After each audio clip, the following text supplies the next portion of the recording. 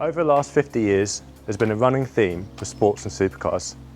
They get a bit bigger, a lot faster, and eventually some very smart people high up in the company decide it's the safest option for the engine to power all four wheels. As a result, many of the beasts of the past have been tamed.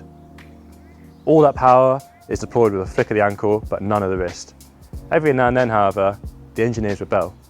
They gather late at night to design something raw, something for the driver, something real and exciting. Porsche did it with the GT2, Audi did it with the R8 RWS, and Lamborghini did it with the Huracan LP580 rear-wheel drive. Nestled under that bootlet there is an 8,500 RPM, 572 brake, naturally aspirated V10, and it drives the rear wheels only. As a result, this full-on bona fide supercar weighs under 1,500 kilos, all in. This very car is coming live to auction on shootingbrake.com. It could be yours with a click of a finger. But before you do that, I'm sure you want to see what it's like to drive. We're going to show you in a sec. But before that, I want to show you how special this car feels to just sit in. So, best thing about getting into a Lamborghini Huracan, you get to look at it as you get in. This is such a stunning design. It's classic Lamborghini lines. In my opinion, this has the presence and the magic of Lamborghinis of old, including the Diablo and the Countach.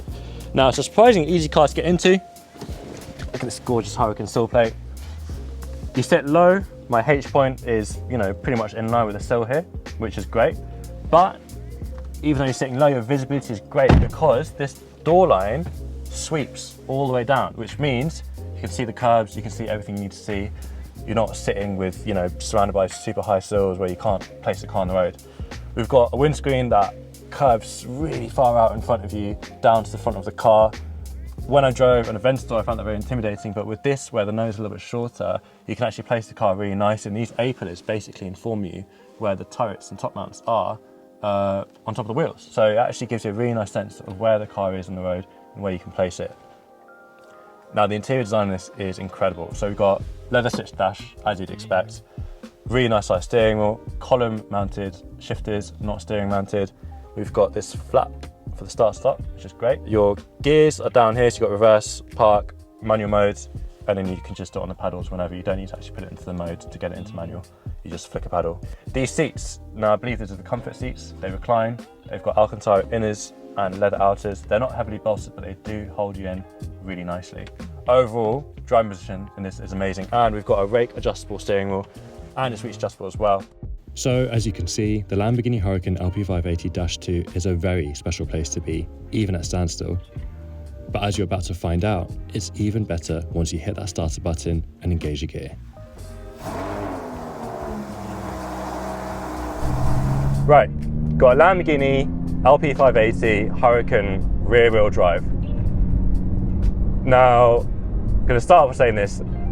There's loads of videos out there telling you about how this car is going to be amazing to drive, it's going to be really fast, it's going to make an amazing noise, it's going to handle really well.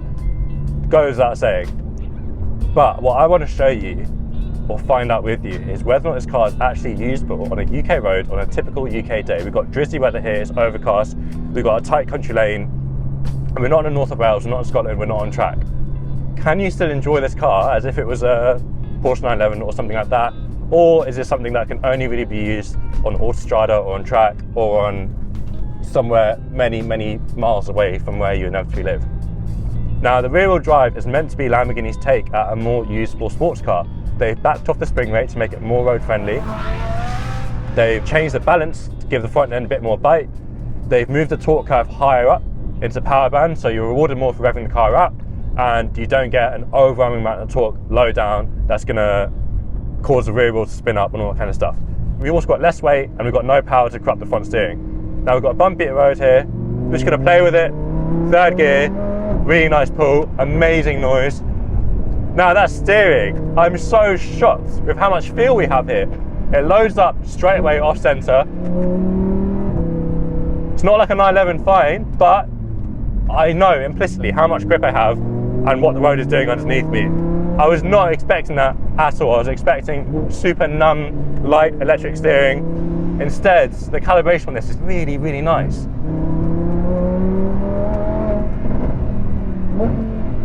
Oh, those downshifts.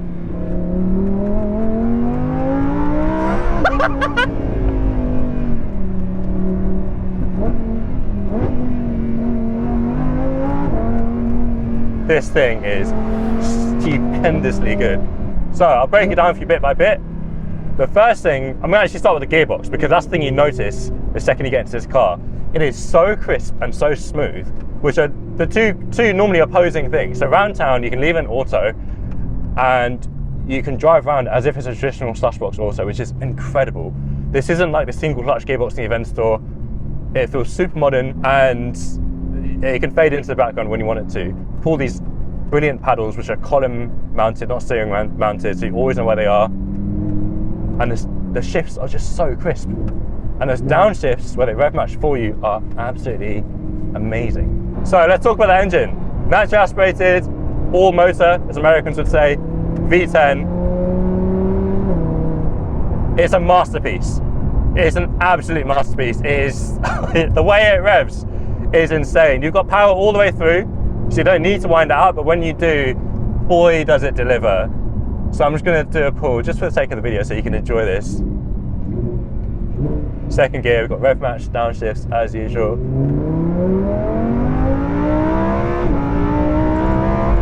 Oh my god!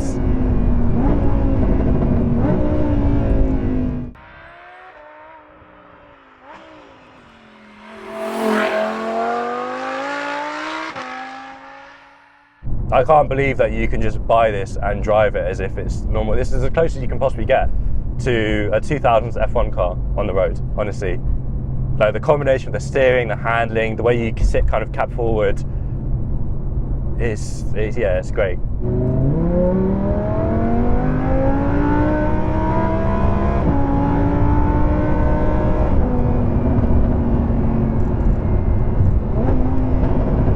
Oh, God.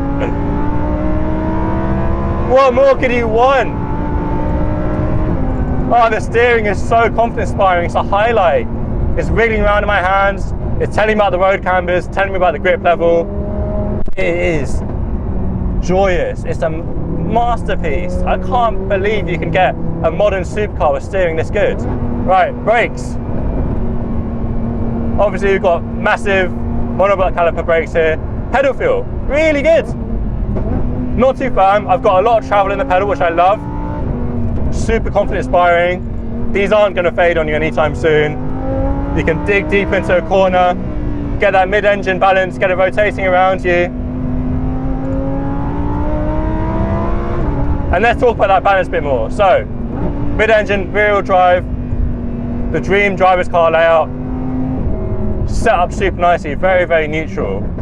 Don't get me wrong, you can feel that weight behind you wanting to push you around, but it's so well managed and so readable that it gives you the confidence to actually lean on it on the road. And you feel that balance even at normal speeds. And this is the key with the road car. It's not actually about 10/10 performance. It's about how the car's speaking to you and getting the feeling of the car moving around and loaded up. And this gives you that so nicely. So, front end, super pointy. Not twitchy, but pointy. Get it loaded up on the brakes, and it's just so faithful. Follow it in with a bit of throttle. Use that mid-engine traction to your advantage. So if you trail brake in, the rear end's it's not gonna come out, but it's going to follow you. So it's really nice, helps get the nose pitch, but you don't even need to. You've got enough grip here up front to do everything you want on the road. And if you're driving down a road that you don't know, you're coming a bit too hot, you want to scrub speed off and trail brake in, it's going to tell you that it doesn't want to do that, but it's not going to bite. Those spring rates mean you can feel it getting loaded up a little bit. There's enough feel in there to tell you what's going on. I wouldn't want it any stiffer than this. I really wouldn't. So we've got 3 drive modes on this. We've got Strada, Sport, and Corsa. So Strada is just from the drive around normally. Sport is a bit like MDM mode on an M car. It backs the ESC off a little bit, puts it into ESC Sport mode. Gives you a little bit of slip, but not enough to actually lose the back end. And then Corsa is almost off. You can then switch to the ESC off if you really want to. Sport is really nice on the road. Just gives you a bit more response, makes gearbox a little bit quicker. You get some cracks and burbles on the overrun, which sound fairly natural and nice. And if you stick it in second, oh my god. It's shocking how usable this is on the road. I honestly wasn't expecting it at all. Power band's nice and flat. It starts pulling from 3K, but when you wind it up, it's insane. It is just ridiculous. And the noise! Listen to that! Oh my god. So with the ESC in Sport, it manages the traction really nicely to the point where you don't need to worry about the fact that it's rear-wheel drive. You can drive it as if it delivers power to all four wheels. It cuts in without being intrusive, and it's just genuinely really nice system. Normally I get really annoyed by traction control and find it gets in the way. In this, you actually do want to leave it. In the ESC Sport, we've got a lot of power to deal with here. And that mid-engine layout, the balance is really nice, but obviously if it does get going, it is going to catch you out. So ESC in Sport, you can feel it coming on a little bit, but it just manages everything really nicely. Oh my god. Whoever gets this is a lucky person. This is, what an experience. The dash layout in front of me is brilliant. I've got a big rev counter, I've got speed right next to it. I can flick my eyes down, see exactly what's going on, flick back up, continue with the road.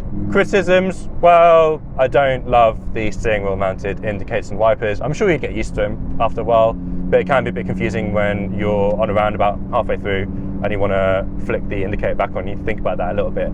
Seat's really nice, it's comfy. I wouldn't mind a bit more support, but for what this car is, I think it's great, and it'll be amazing to go touring in or to use this regularly. I think it's great. And I've got shoulder articulation, which means I can move my head around, place the car within the mirrors. Overall, when you're rolling through town, this feels so special. But you already know that, but it really, really does. Now the exhaust on this is a fully straight piped, custom titanium system. There are no boxes, no cats. It's just pure, naturally aspirated V10 noise.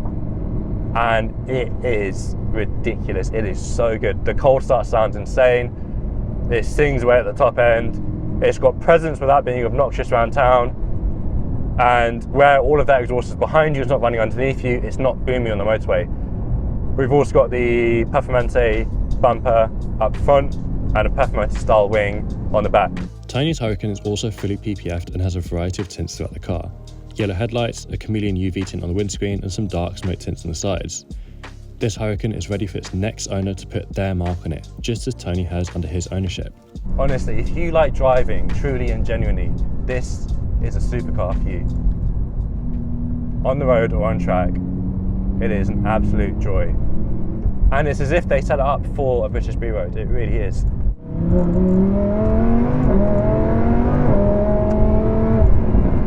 Load up the front, get the nose in, feel it rotate under the brakes, trail the throttle in and out.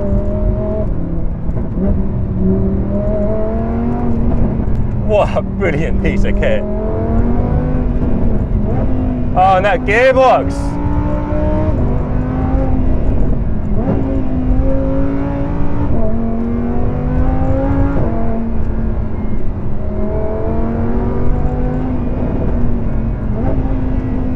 So talkative, so readable. The Huracan rear-wheel drive isn't perfect. I would have liked a longer throttle to make it easier to modulate that 572 horsepower. The gearbox doesn't give you full, hands-off, unadulterated manual shifting unless you're in Corsa mode, at which point the ESP is heavily backed off. It's here where you realise some slightly more progressive behaviour under trial braking wouldn't go amiss. These flaws, however, only make it more compelling. You see, it doesn't give you instant gratification. Like all the best drivers' cars, you have to learn it, master it, work with it. I grew up being obsessed with the Porsche Carrera GT, another mid-engine, rear-wheel drive, V10-powered widowmaker of a machine. Relentlessly analog and lethally unforgiving, I was fascinated by what the driving experience would have been like. Accordingly, it's a slight trickiness of the Huracan rear-wheel drive that makes it so endearing. It's a proper supercar, and when you get it right, the feeling is like nothing else. It's also a genuinely usable car. The gearbox can fade into the background when required, the engine is tractable, the visibility is great, and the car itself isn't intimidatingly wide. The hints of Germanic Volkswagen Audi Group practicality scattered around the interior are more than welcome. More than anything, however, the chassis, interior and overall package are merely a vessel to contain that sensational V10.